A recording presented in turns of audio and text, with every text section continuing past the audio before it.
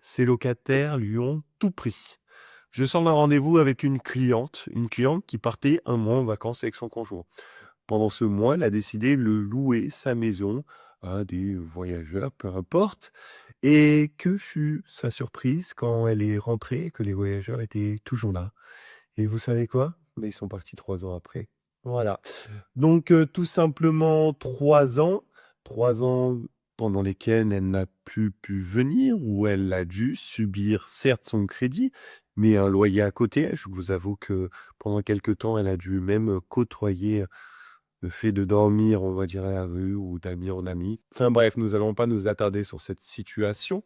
Et donc, j'en reviens sur ce sujet. Pourquoi? Parce qu'on a vu une soi-disant nouvelle loi contre les impayés, la saisie sur salaire. C'est génial. Alors, on part déjà du principe qu'il faut un salaire. C'est pas souvent le cas si vous rencontrez des personnes de réelle mauvaise foi. Mais bon, allons donc, disons qu'ils l'ont, ce qui est déjà pas mal, hein. Il faut aussi un certain niveau de ressources, ou du moins des ressources minimum. Ce qui fait que très rapidement, si le salaire n'est pas très conséquent, il est très difficile de récupérer de l'argent ou beaucoup d'argent, ça va mettre énormément de temps. Bon, on part du principe qu'ils ont un salaire et qu'ils ont un salaire relativement cohérent pour qu'on puisse prendre des ressources, ce qui fait pas mal de choses, hein. Et ben, en fait, moi qui pensais et de ce que j'avais eu et qui a été extrêmement médiatisé, qu'on n'avait pas besoin de juge, que tout était très rapide et c'est pas du tout le cas. C'est pas du tout le cas.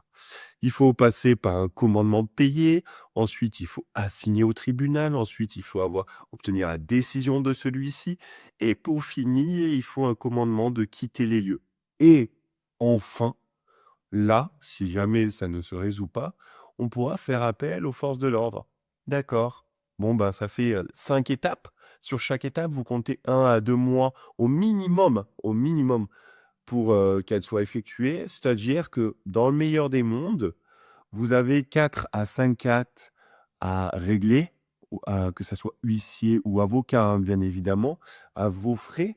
Alors, effectivement, si on vous donne raison et que votre locataire a les ressources, il vous remboursera.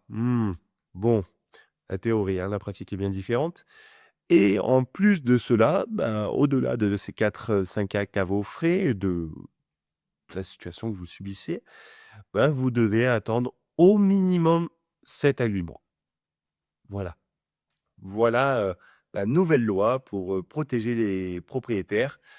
Et bah, décidément, on est sorti de l'embarras des impayés, hein. Bon, allez, bonne journée.